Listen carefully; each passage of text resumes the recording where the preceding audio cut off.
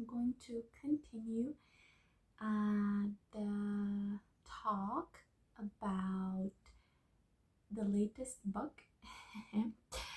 I have done a review of Alfie Kohn's Punished by Rewards book. I decided that I will somehow just divide my review in three parts just because I have found this book to be super interesting. So today I'm going to talk about the second part of the book. In the previous video, I have talked about the first part, talking about the Skinnerian approach of the world that we still have. And today I'm going to talk about the second part, which is all about rewards in practice. So basically, rewards and punishments are really a, let's call it obsolete way to do education, but unfortunately, it is still very widely used because alternatives seem to be quite out of our reach apparently, but they're not. So in the second part of the book, Alfie tries to make his case against rewards even more, and he brings a lot of research to back his ideas up.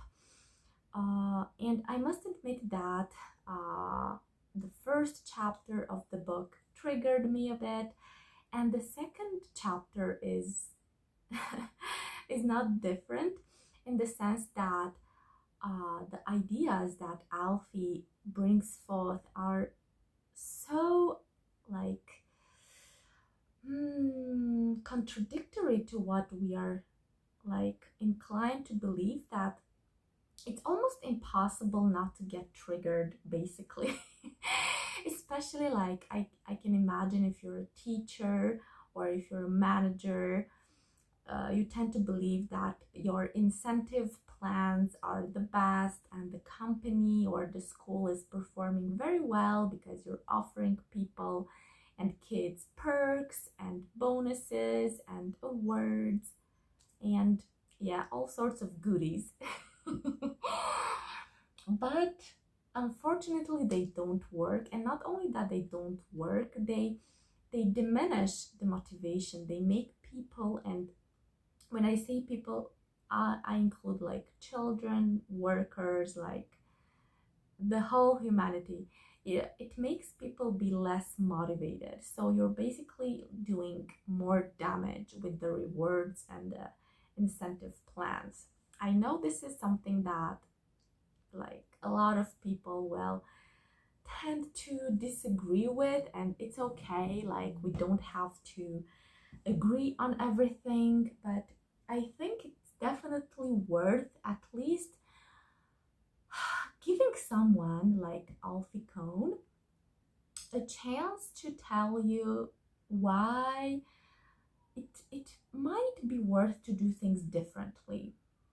I know it's very difficult to eliminate completely like rewards and incentives. It's really hard because yeah, we have structured society in such a way that we are in a vicious circle, but it is worth just giving it a try. And I definitely hope that after talking about the second part of this book,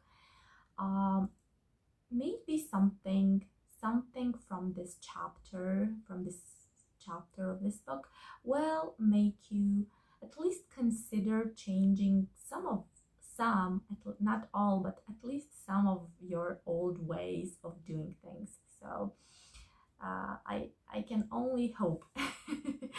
And Alfie Kohn, I think he would agree with me in this regard.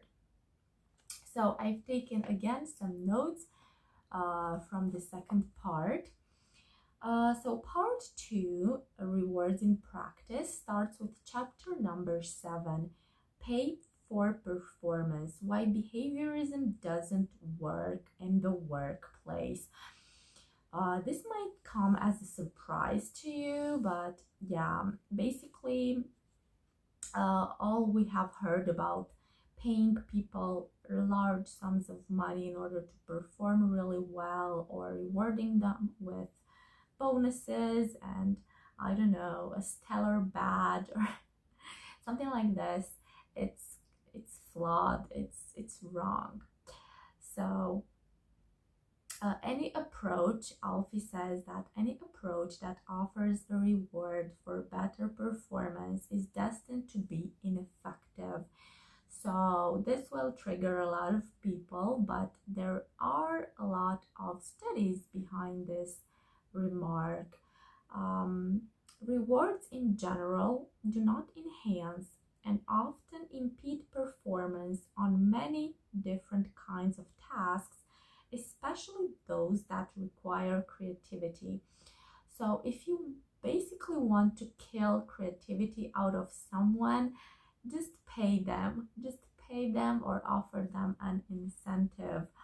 And I wouldn't have thought this to be uh, true, but the studies definitely convinced me. There are a couple of countries that do things a bit differently, like Japan and Germany. They rarely use incentives or other behaviorist tactics to induce people to do a better job. Uh, so this affirmation can definitely show us that we are on a long way toward understanding what makes people motivated, because in a lot of countries the uh, pay for performance approach is still very widely used. Um, if you want to motivate people, though, if you want to motivate them to just do their best, it is advisable to not offer them money, but rather training and goal setting programs. Those are much more efficient than offering them just the money.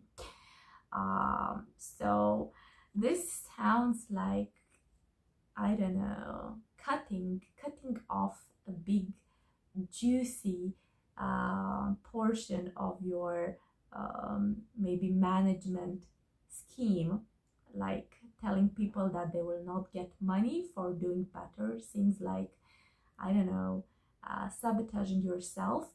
But just try to give it a try, at least, to see how it works for you.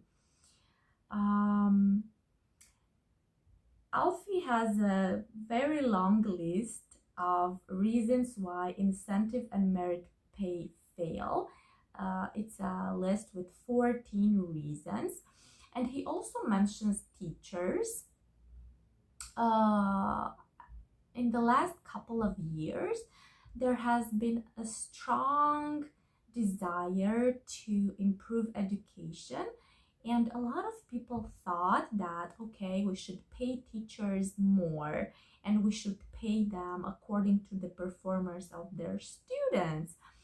So everybody thought that that's a good plan, but as you'll be able to see, this plan is miserably failing us, because not only it makes teachers less motivated and less interested in what they do with their students, but it also brings forth a sort of unhealthy, toxic competition between teachers, and it's really detrimental.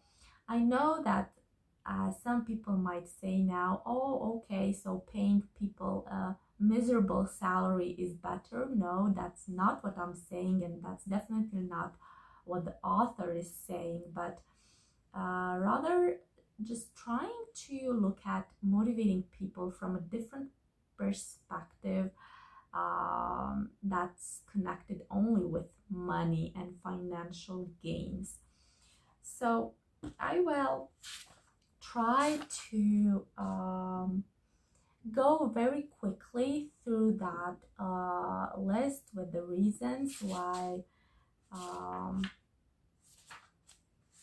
pay doesn't work and incentives don't work. And again, I think that people that are interested in knowing why they don't work, they should definitely read the book. I'll just give like the short list of the reasons, and you'll have to come back to the book and do your own research. So there's a lack of necessity. Sometimes people do just fine, and trying to throw them a little bone with money, it's really not necessary. Two, it's secrecy. Sometimes people are rewarded in secret, or like the bonuses, like the system of giving a bonus, it's not transparent. So paranoia starts to set in that company, regardless, like when I'm saying company, it could be a school, like, yeah, it's really not good. So secrecy is another like bad consequence of rewarding systems. Pay doesn't match performance, as you were able to find out from the previous part of this book. Pay and performance, they do not have a direct link, and this is one of the biggest myths that we will have to work on demolishing. For the expense, yeah, some incentive plans are basically very expensive, and considering that they don't work, it's like a big hole in the budget of any organization, like no matter how you look at it. Too big versus too small, like, yeah, if you're like on a tight budget, you'll be like, okay, I have to reward someone, but I like a lot of people, I have to reward them, but I don't have so much money. How do I finance my way through it? How, like, who receives what? It's like a big pain in the rear. So yeah, it's another downfall of the pay for performance systems. Short term versus long term. Yeah, if someone like finds out that there's a bonus in stake, like they will think on the short term. Maybe they will cut corners, and maybe that will affect the organization, but screw that, because there's a bonus to be taken, you know. So again, that's really not a very good energy within any company. Performance evaluation is an exercise in futility. Pay is not a motivator. Again, as we were able to see, motivation is something that you have from the inside.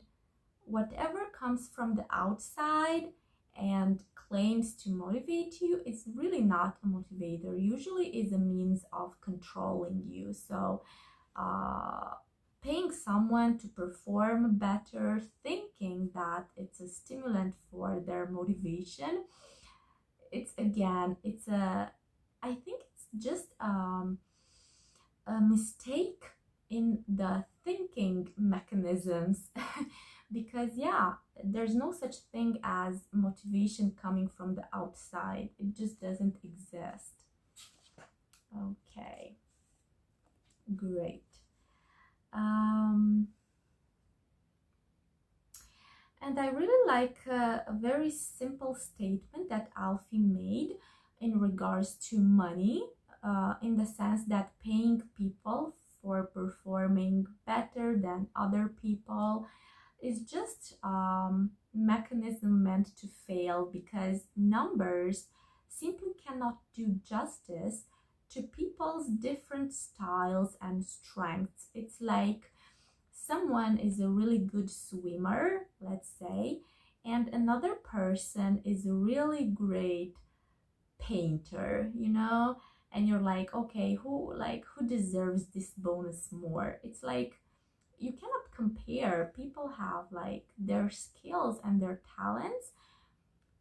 They're different, they're unique. You cannot say that a hiker deserves more money than a painter does, or I don't know, a brick builder, because those jobs require different skills. It's the same within a company. So playing this numbers game usually is gonna bite someone in the in the rear, and everyone will suffer. Yeah. Hmm. Um, a very interesting approach to management. I always thought that whatever you can like atmosphere you can experience in a company coming like from the bottom, it usually reflects the vibes of the higher up hierarchy.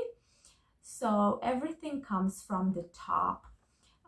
So any individual's performance is, to a considerable extent, a function of how he is managed, you know? So management is really, really important. So the manager is in part evaluating herself without appearing to do so. I loved this quote. I loved it because in a lot of cases, managers are tempted to believe that if only they would get better employees, if only it's the same like in personal life with maybe teachers or parents or partners, if only I would get better students, then definitely I would do my job easier. If only I would get the perfect partner, then I could definitely glow. Or but this is not true. Usually, for example, when a manager says about his or her employees that they are very difficult, that they do not perform, that they lack motivation, without realizing, they in fact pinpoint a flaw in their own management style. Because if students don't perform, it's almost always connected to something in the system in which they are put to perform. So again, if the employees, if like they don't perform it or they don't do well, it's usually something connected with the environment in which they are put to work. So it's very easy to throw mud uh, towards the others, but usually that mud always comes back to the one that throws it. So I really, really love this quote. Um, there is a talk about what does it mean to always pursue more rewards, more money. So as I have said, and as the author has said in the previous chapter, pay is not a motivator. So studies have shown that after you reach a certain like level of income, that doesn't really affect your happiness that much. So this thing that I will be very happy or I will perform very well when I will reach a certain amount of money is really like an illusion. So the quest for ever higher salaries, it's usually connected to something deeper. There's a deeper longing in there. So people do not basically like want the money per se as much as what money gives them as a feeling. There's a deeper longing in there. There's a void they're trying to fill with money. Um, and some studies have shown that adults for whom financial success is a central goal in their life are likely to show evidence of depression and anxiety. So, paying people for performance or finding yourself in the pursuit of more money, like when is enough enough, usually shows a void somewhere deep within, deep inside. But in this very high paced society that we're currently living and normalizing it, being like this, unfortunately, people do not make the time to see what they are really pursuing. Like, if you're trying to reward someone with money, or you're trying to reward yourself with more money, just take a pause and really think about this, because I think this is a very key area that Alfie has touched, in the sense that it's never about the money. It's never about the money. It's always about something deeper. Even like workers within a company, or teachers in a, I don't know, let's say a university, wanting bigger pay, like bigger salaries. There's something more there. There's some deeper longing, because if they would truly be happy with what they have, they wouldn't be asking for that extra, extra, extra, always extra. So that's an interesting perspective.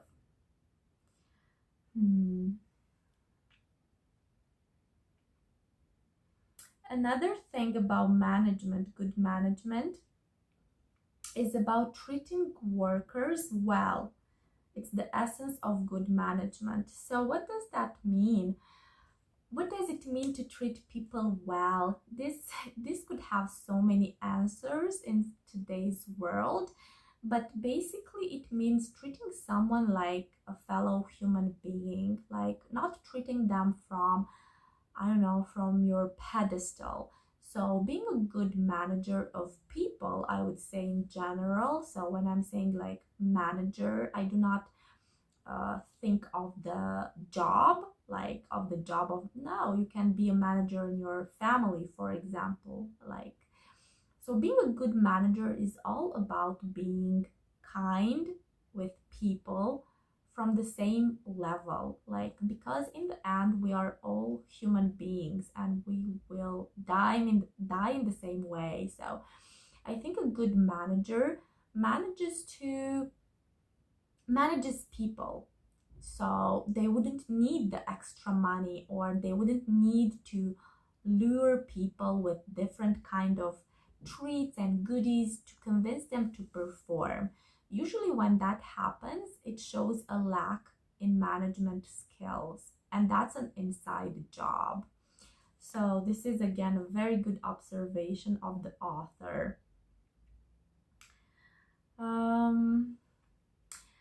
Think about teamwork. If you want to destroy teamwork, make rewards scarce. This made me consider a lot. This definitely triggered me, in the sense that we have normalized competition. So we have competition everywhere. We have it in sports, we have it in school, we have it in football. Like, people spend millions of dollars investing in competitions, in putting teams together, competing. Other people come and watch it. They place their bets.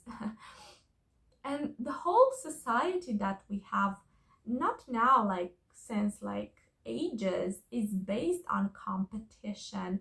And competition, what does it mean? That some people win and some people lose, and there is a big reward and everyone is after it. But rewards are punitive, because yeah, if you're the one on the shorter side of the stick, you gonna feel that nasty feeling. How does it feel to lose? So if you want to have people against each other, just place a big juicy reward and make them fight for it. It kills creativity, it kills collaboration, and it's basically what's happening in schools, unfortunately, and in companies, because everyone like almost everyone thinks that dangling money and rewards in front of a mass of people will motivate them. But that's basically how you destroy teamwork and collaboration. Uh, this is again might be a novel idea for some people, but research backs it up. Yeah. And there's also a thing that I really found really interesting to ponder. The idea that if we have come to believe that we need money to motivate people, it means that our basic assumption about people is really, really bad, in the sense that it's like kind of dehumanizing to believe that a human being doesn't have the capacity or the desire to do something just for the sake of it.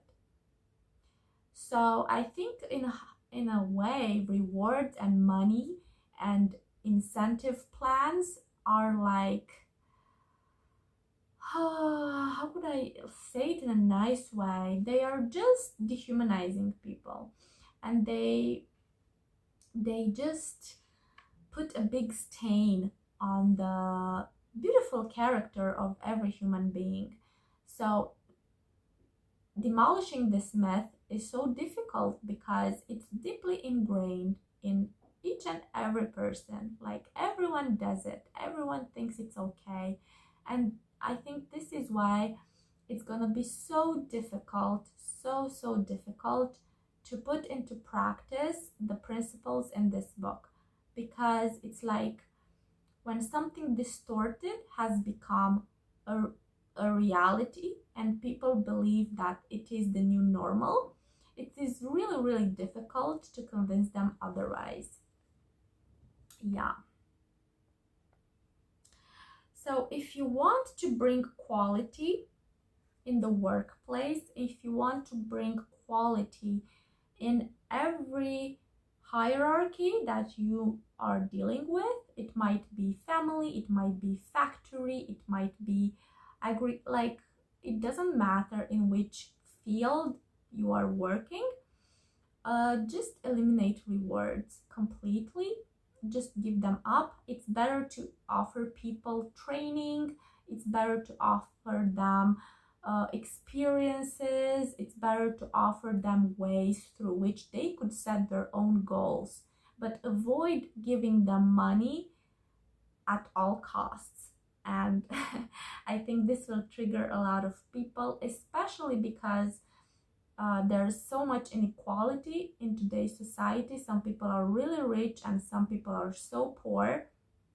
And if someone who is poor hears this thing like, okay, no more money, no more incentive plans, it will sound like someone wants to keep people even more poor than they are, but that's not the idea. The idea is to treat people like with dignity, treat people with the assumption that they do have the motivation to do well. And this requires a different approach to human nature. And I think this is a very delicate topic, and it's definitely worth doing some inner work for all of people who want to do that. Okay, chapter 8 from this second part.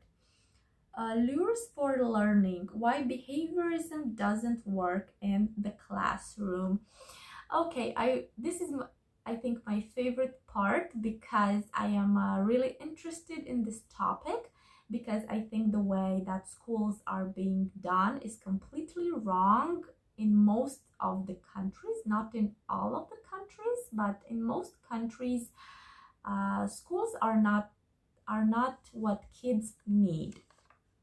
So if children enthusiasm is smothered, it is a direct result of something that happens in our schools. I agree. I think it's very easy to make a child shut up or just ignore them, like when they come from school and they say, oh my god, it's so boring, it's so boring, or it's so tiring, or it's so like exhausting, like there's no joy. It is very easy as an adult to just cut them off and tell them, oh, you have to do it, or I have done it and look at me, I'm just fine, whatever that means. um and and a lot of, like, if a lot of adults would come to someone with an issue like this, they would be taken seriously. But just because our children are small, we perceive their feedback as being irrelevant. And this is a huge mistake, because if so many children complain about the schools being boring and being completely not interesting and just, I don't know, basically indoctrination camps, I think they're definitely worth investing, because like too many kids, and this is not dependent like on race. This doesn't depend like on the continent. Throughout the world, kids are saying the same thing: schools suck. And we should investigate it. And I really love the way Alfie did his research on this, and not only that, but how he will later on offer some solutions. Yeah. Fact number one, stated by Alfie Kohn: young children don't need to be rewarded to learn. So stop giving children golden stars and promises to, I don't know, going to the zoo or receiving, I don't know what kind of gadget for learning. Just stop doing it. Children do not need it. They just don't. Fact number two, at any age, rewards are less effective than intrinsic motivation for promoting effective learning. So yeah, you kill their motivation. So it's better to find the experiences that your child needs in order to increase the intrinsic motivation. So offering them money, it's really a big no-no. So stop doing it, regardless if you're a parent or a teacher. Yeah. There's an issue with the environment in schools, in the sense that educators need to create the right environment. So I will throw this analogy to make it really easy for anyone to understand. Just consider that you have a flower, okay? You have a flower, a beautiful flower, and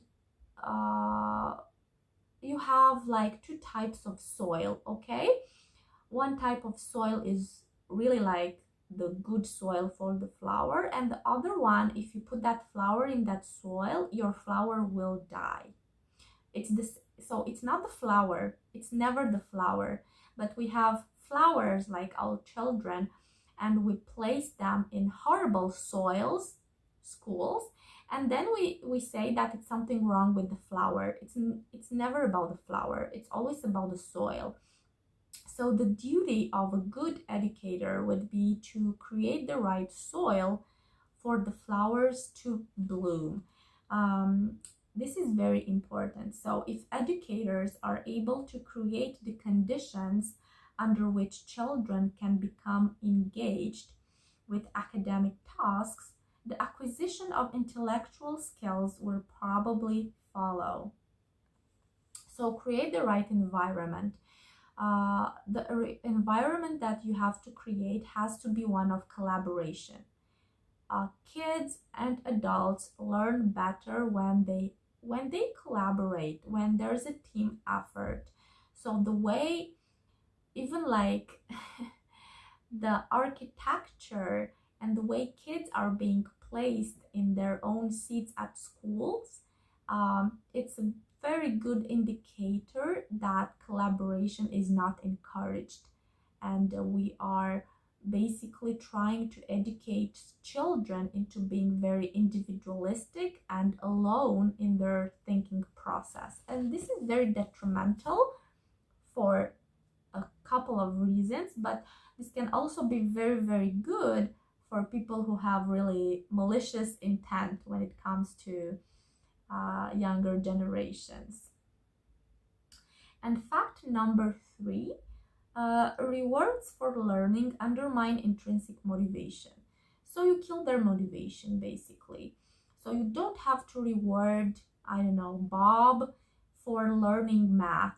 So you don't have to reward Mary for learning biology. If they love it, if you create a really beautiful environment, very interactive, the kind of environment in which, hey, you'd like to sit in, okay, they don't need it.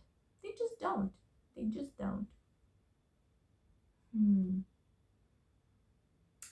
I think about the curriculum.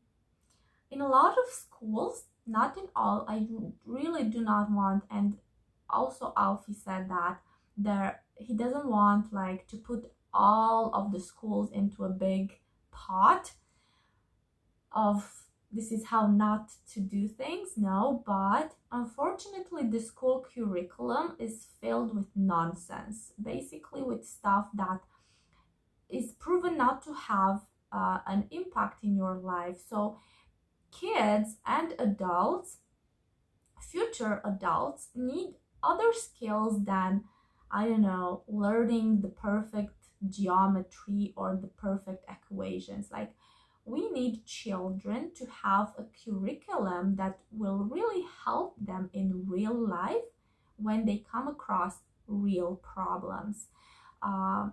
Unfortunately, the curriculum is really, I don't know, fluffy and stuffed with so many disciplines, with so many things to learn. It's like an indoctrination camp, basically.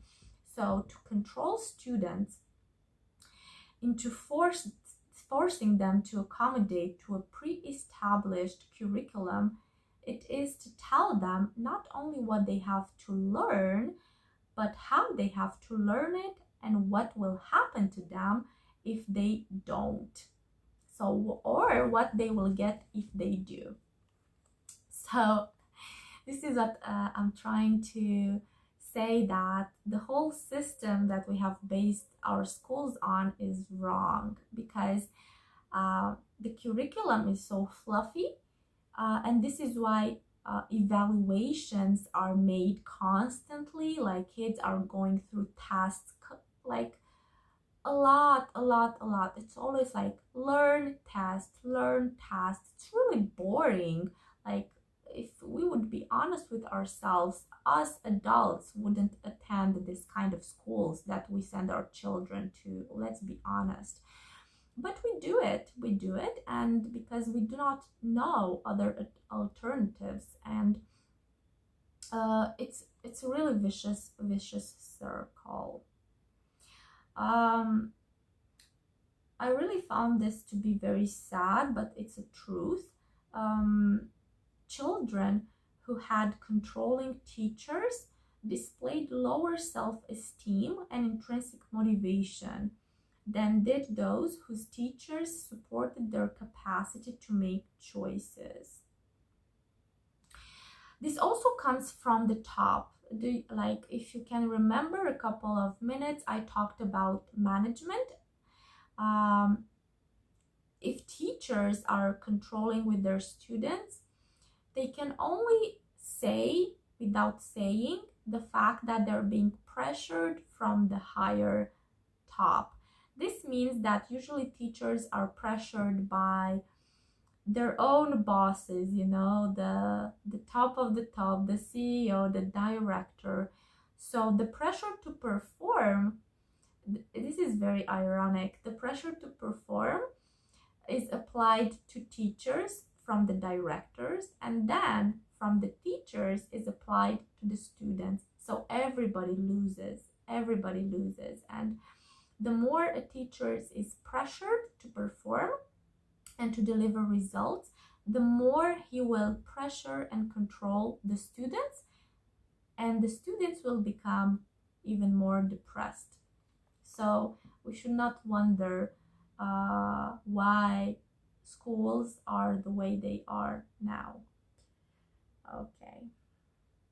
There's a talk about special education, but I will not go into that. But I must tell you that the rules are a bit different in special education. Some of the methods, old school methods, they are like very similar to training basically.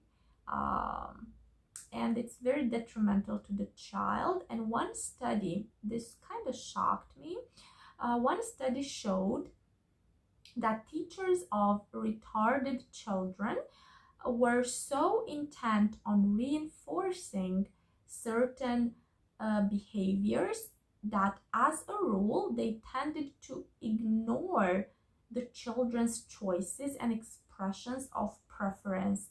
Basically, you become so indoctrinated yourself as a teacher, this is the way we do it, that you just become blind to the fact that you have another human being, even if it's a child with special needs. But like, there will be times when that child will express his own needs, his own preferences. And if you are a teacher who is caught in the special education system, you will have this problem. And unfortunately, I think most of them don't even realize that they're doing it. So it's again, everything comes from the top. Everything comes from the top. So I only think that managers and CEOs and teachers and students and they are all victims to the top, and the top is the premises upon which we have built our society. So we, in order to really experience a shift in the way things are done, we should really change the way we look at how we should have a good working society. Okay, there's a lot of talk about children with disabilities. If you want to know more, this chapter is definitely for you. Yeah. So if you make students think about grades, or if you make students think about rewards, they will also have a deeper fear of failure. So rewards are punitive in the sense that they punish the person that receives them, but also they instill this sense of failure, like you're afraid to fail. Like if you know there's something to gain, or that you will be evaluated, there will be a feeling of fear instilled in you, and you'll also be less creative. So if you're thinking about the grade, or you're thinking about the test, you will not do well on creative thinking or conceptual learning. Again, I can't help but wonder why a lot of schools throughout the world on different continents have approached this method, because if you want to create really obedient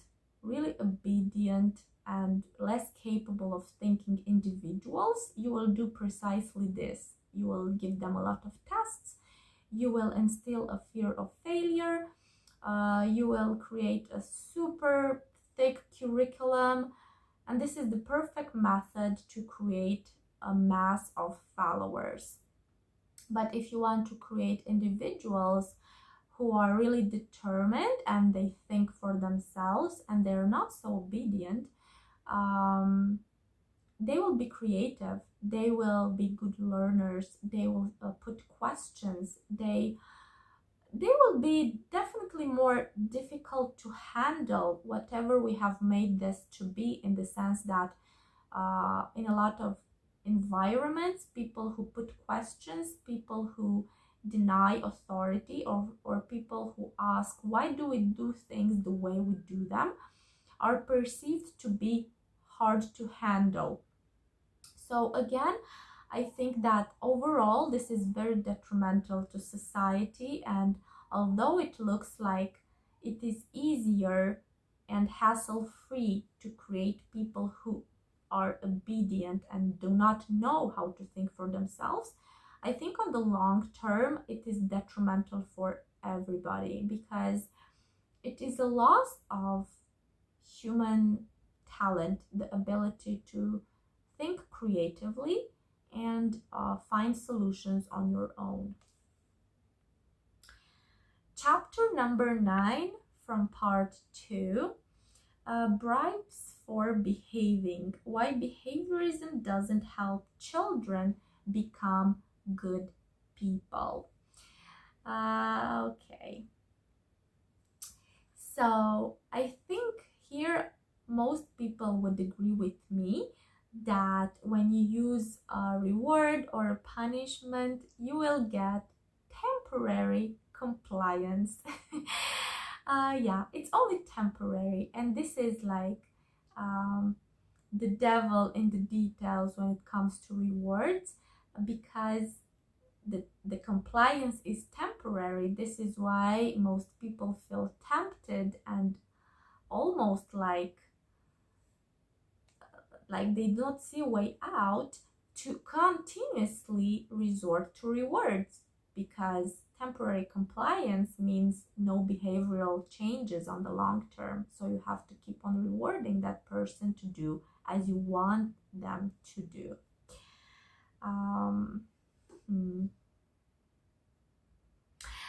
I really love this quote from Alfie. We have come to think that doing something about a problem means doing something to children. This is a really profound quote. Yeah, because we have made the children the problem, or we have made the employees a problem, or we have made the partner a problem, without considering that maybe the frame of reference is the problem.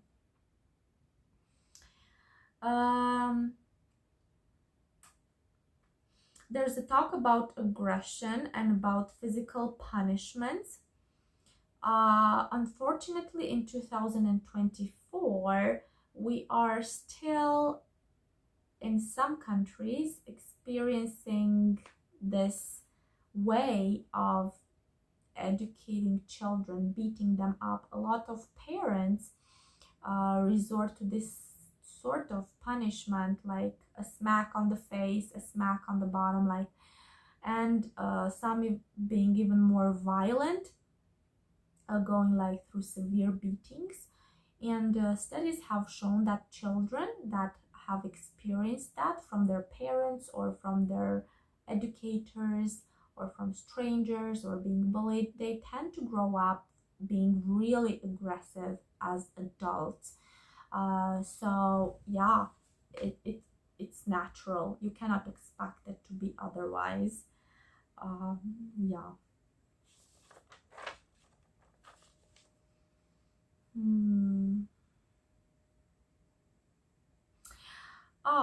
I think about rewards. Rewards make the child feel less responsible. This is interesting. This has definitely made my head spin a little bit, because it made me think about this idea of rewards being a punishment, but also about the child when they receive a reward. They're they're missing that part of responsibility. It's like, if you learn, I will give you a trip to Disneyland. Let's say that, okay? And when you say that, basically the child is no longer thinking about what they have to learn. They only thinking about Disneyland.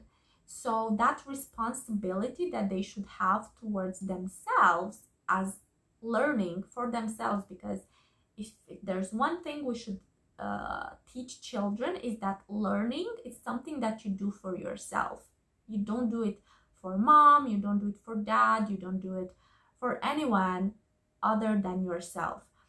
So when we put these big stakes and bribing children, basically bribing them into learning or into doing things that are normal to do, yeah, we just make them less responsible for themselves, and we are stealing them from like this important feeling. Yeah. And there's another thing with rewards, the fact that you can withdraw them. So you haven't taken your test, I will no longer take you to Disneyland. So this is a punitive action. So whenever like you give someone a reward and then you threaten them, I will take it back. So that's it. That's a punishment in itself. So it's all about control. It's all about an exercise of power. Let's stop thinking about ourselves as being noble and yeah, like Mary Theresa. Like, it's not the case. Most of the times people use rewards in order to make someone comply really quick and really fast, make someone shut up, make someone do what we want them to do, or manipulating them. Rewards are all about it's an exercise of power and control, and it's detrimental, especially for children. Yeah. A quote that I loved again about children: when a child is bullied into acting the way we demand, he will often resist. But this is not because he is hard to handle. More likely, it is because he has been treated as a thing to be handled. This is a very beautiful quote. I think that not only with children, but also with people in general, it would be ideal. It would be ideal to stop looking at other people, and especially children, as things to be handled, as pawns on a chessboard. Like, you have to do what I want you to do. You have to learn this lesson. You have to take this test. You have to perform in this way at work. Unfortunately, again, I'm coming back to the society that we have built, or we're trying to build for the last thousands of years.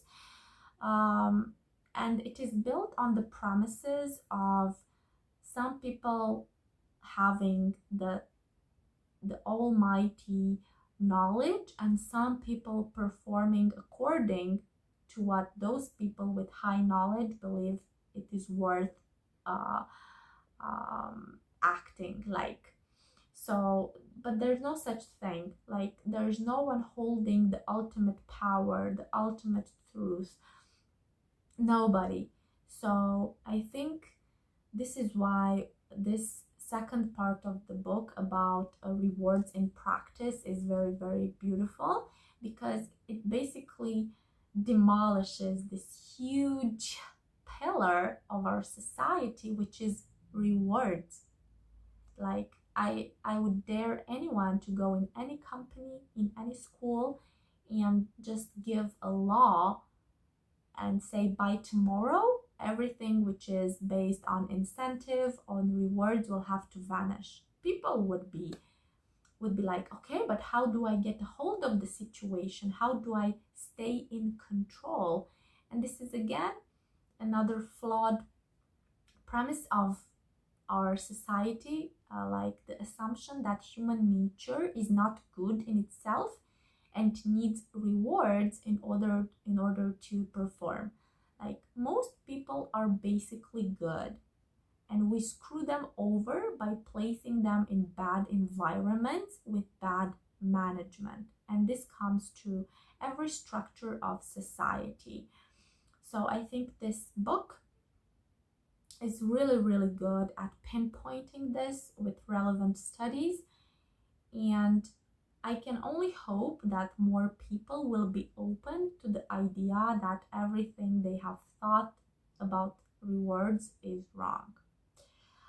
Okay, so this is where part 2 ends. So we have gone through part 1 through part 2, and the part 3 that I will talk about in a future video will be about possible solutions. So we have created a society which is so flawed on so many levels. How do we fix it? What can we do? And it's not gonna be easy. It's definitely not gonna be easy, but the rewards don't work. So if you have the ability, and if you really are honest with yourself and feel like something inside your soul moved at least like a tiny inch, try to eliminate rewards and praises, especially in the workplace, especially at school, especially in the personal life. People do not need to be bribed. People do not need to be bought in order to act like good people. We have made them believe that they do, and we have convinced ourselves into it as well, which is not very good. Okay, thank you very much for watching, and see you next time. Bye.